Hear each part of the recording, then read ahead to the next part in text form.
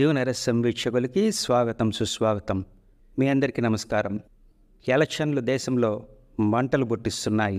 రాజకీయ నాయకులు నోటికి పని చెప్పి ఒకరినొకరు దుమ్మెత్తి పోసుకుంటున్నారు. ముఖ్యంగా పార్లమెంటు ఎన్నికల్లో బీజేపీ కాంగ్రెస్ ఒకరినొకరు దుమ్మెత్తి పోసుకుంటున్నారు.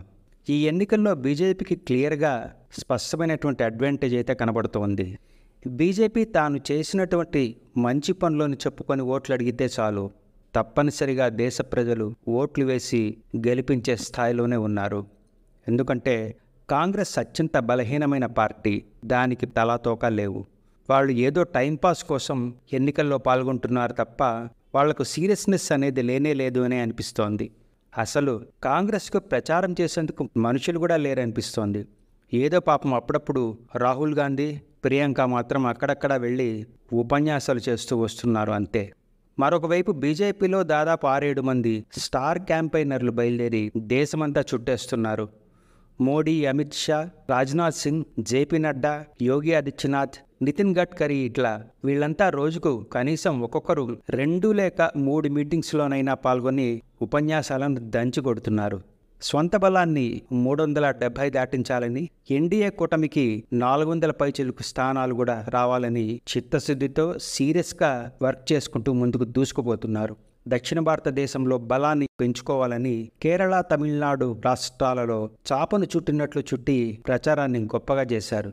అక్కడ ప్రస్తుతానికి పూర్తిగా పోలింగ్ అయితే ముగిసిపోయింది. ఇప్పుడు సౌత్లో ఆంధ్ర, కర్ణాటక, తెలంగాణ మీద పడి ప్రచారం చేస్తూ దూసుకుపోతున్నారు. ఈ ప్రచారంలో కాంగ్రెస్ అడ్రస్ కనబడడం లేదు. కాంగ్రెస్కు ఈ విధంగా ప్రచారం చేసేటువంటి నాదుడే లేడు. అదొక చచ్చిన పాములాగా తయారైంది. ప్రజలే దయచలిచి ఓట్లేస్తే తప్ప మాకు ఓట్లు వేయండి అని అడిగేటువంటి ప్రచారకర్తలు కూడా లేరు అంటే కాంగ్రెస్ను చూస్తే నిజంగా జాలి కలుగుతోంది. సంవత్సరం క్రిందట రాహుల్ గాంధీ భారత్ జోడో యాత్ర అనేటువంటి ఒక పాదయాత్ర చేపట్టినాడు. మీ అందరికీ గుర్తుండే ఉంటుంది. ఆ యాత్రలో కొన్ని ప్రాంతాల్లో రాహుల్కు జనాల నుండి స్పందన బాగానే కనిపించింది. రాహుల్ చేసినటువంటి భారత్ జోడో యాత్రను బీజేపీ మాత్రం చాలా జాగ్రత్తగా గమనించింది. ఈ యాత్రలో సాయిబులు కాంగ్రెస్కు దగ్గర కావడం కూడా బీజేపీ స్పష్టంగా చూసింది. రామ మందిర ప్రాణప్రతిష్ఠా కార్యక్రమం ముస్లింలకు మంట పుట్టించింది. వాళ్ళు ప్రస్తుతం ఏమీ చేయలేక దుఃఖాన్ని దిగముంగికొని నిశ్శబ్దంగా ఉన్నారు.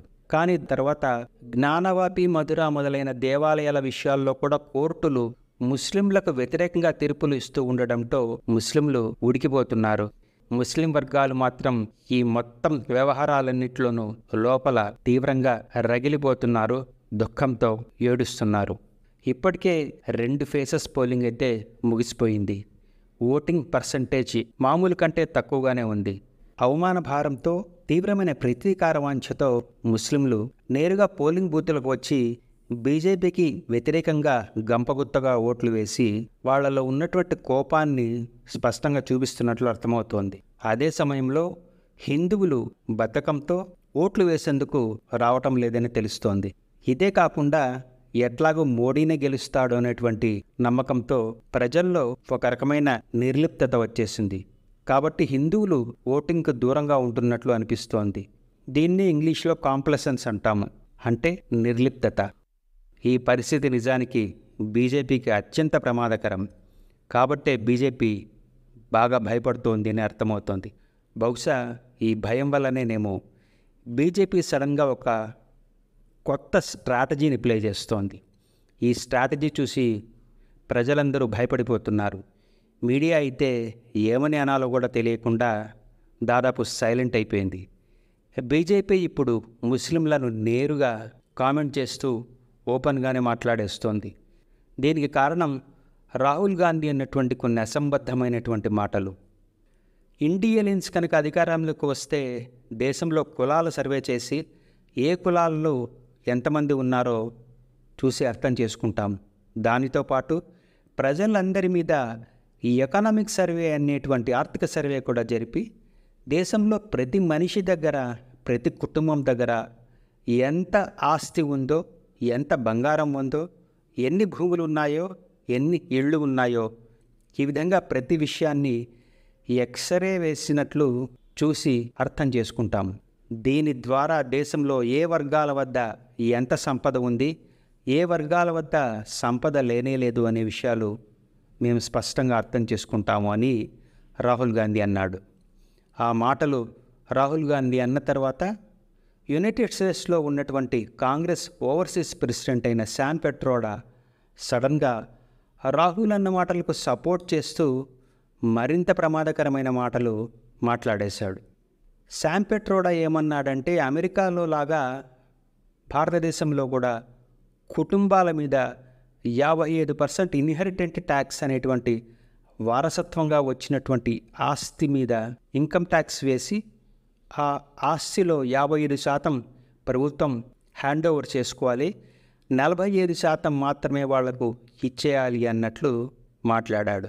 ఈ 2 వ్యాఖ్యానాలను బీజేపీ చాలా తీవ్రంగా తీసుకుంది. ఈ 2 విషయాలతో పాటు 2006వ సంవత్సరంలో అప్పటి ప్రధాని మన్మోహన్ సింగ్ ఒక మీటింగ్లో మాట్లాడుతూ ఈ దేశ సంపద మీద, వనరులన్నిటి మీద కూడా మొదటి హక్కు ముస్లింలకే ఉండాలి అన్న ఒక విషయాన్ని మాట్లాడడం జరిగింది. ఇప్పుడు బీజేపీ ఈ 3 విషయాలను, అంటే రాహుల్ అన్న విషయాన్ని, శాన్ పెట్రోడా అన్న విషయాన్ని, మన్మోహన్ సింగ్ అన్న విషయాన్ని, ఈ 3 విషయాలను ఒకటిగా జోడించి ఇదంతా ఒక దుర్మార్గమైన కాంగ్రెస్ అజెండాగా, కాంగ్రెస్ కుట్రగా మోడీ మరియు మిగతా బీజేపీ ప్రచారకర్తలు ప్రతి మీటింగ్స్లో కూడా విస్తృతంగా దీన్ని జనాలకు చెప్తూ పోతున్నారు. ఇప్పుడు ప్రతి బీజేపీ మీటింగ్లో కూడా కాంగ్రెస్ అధికారంలోకి వస్తే మీ అందరి ఆస్తుల గురించి, బంగారం గురించి, భూమి గురించి, ఇళ్ల గురించి తెలుసుకొని వాటిల్లో 55% మొత్తం గవర్నమెంట్ లాగేసుకొని ఆ సంపదను కాంగ్రెస్ వాళ్ళు ఈ దేశంలో ఎక్కువ మంది పిల్లలు కనేటువంటి ముస్లింలకు ఇచ్చేస్తుంది. ఈ విధంగా కాంగ్రెస్ వాళ్ళు మీ ఆస్తులన్నిటినీ ముస్లింలకు ధారదత్తం చేసేస్తారు. కాబట్టి మీరందరూ జాగ్రత్తగా ఉండాలి, కాంగ్రెస్ను ఎట్లయినా కూడా ఓడించి తీరాలి అంటూ ప్రజల మనస్సుల్లో నూరిపోస్తున్నారు. ఈ విధంగా హిందువుల ఆస్తులను ముస్లింలకు పంచిపెట్టడం అనేది ముస్లింలను అవమానకరంగా మాట్లాడడం అనేటువంటి అర్థం వచ్చేసింది. వెంటనే మరుసటి రోజు కాంగ్రెస్ ఈ డబ్బులను దొంగతనంగా దేశంలోకి చొచ్చుకొని వచ్చే వాళ్ళకు కూడా ఇచ్చేస్తుంది అన్నట్లు మాట్లాడడం మొదలుపెట్టారు. ఈ మాట కూడా ముస్లింలను అవమానించడమే అని అర్థమైంది. దీనితో మరుసటి రోజు ఇక నేరుగా కాంగ్రెస్ మీ కష్టార్జితం డబ్బులను ముస్లింలకు ఇచ్చేస్తుంది అని నేరుగా అనడం మొదలుపెట్టేశారు.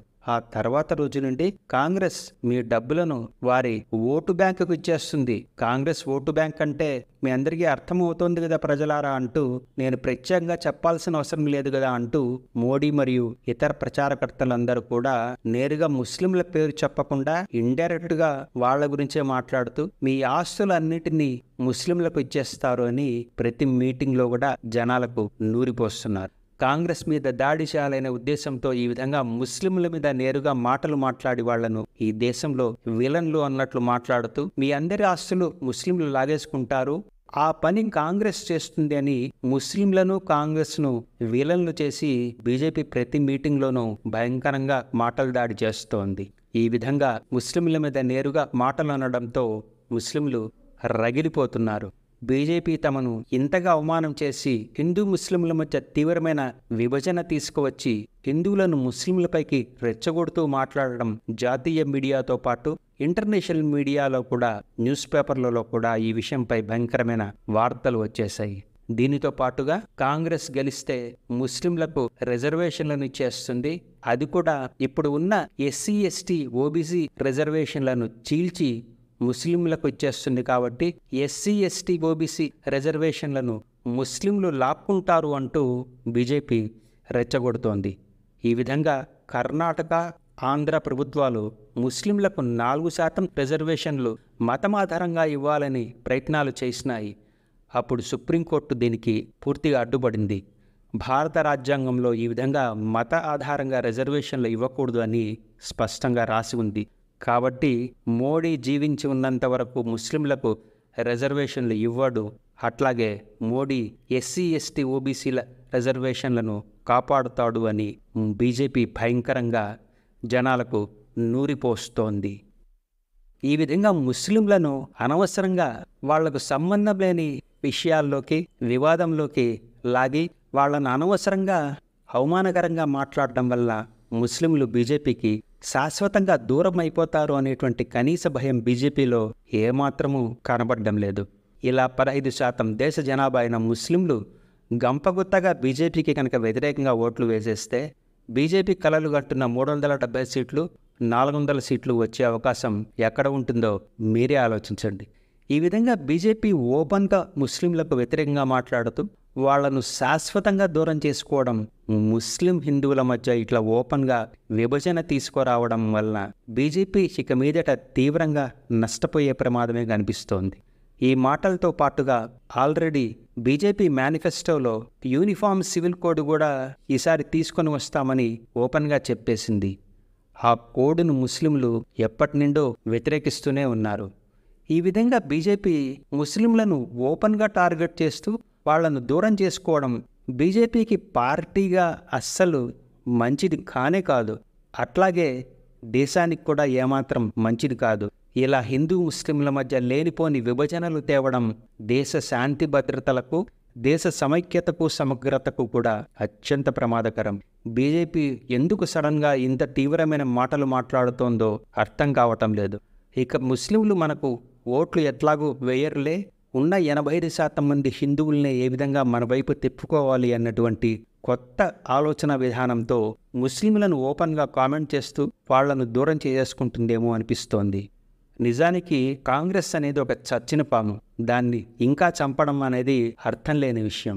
కానీ దాన్ని చంపాలనుకొని ఈ విధంగా ముస్లింలను నానా మాటలు అంటూ వాళ్లకు తీవ్రమైన కోపం తెప్పించి వాళ్లను మొత్తంగా దూరం చేసుకోవడం బీజేపీకి ఏమాత్రము బాగాలేదు. బీజేపీ చేస్తున్నటువంటి ఈ విషయాల వలన ఈ ఎన్నికల్లో బీజేపీ భయంకరంగా నష్టపోతుందేమో అనే భయం, తీవ్రమైన అనుమానం నాకైతే కలుగుతోంది.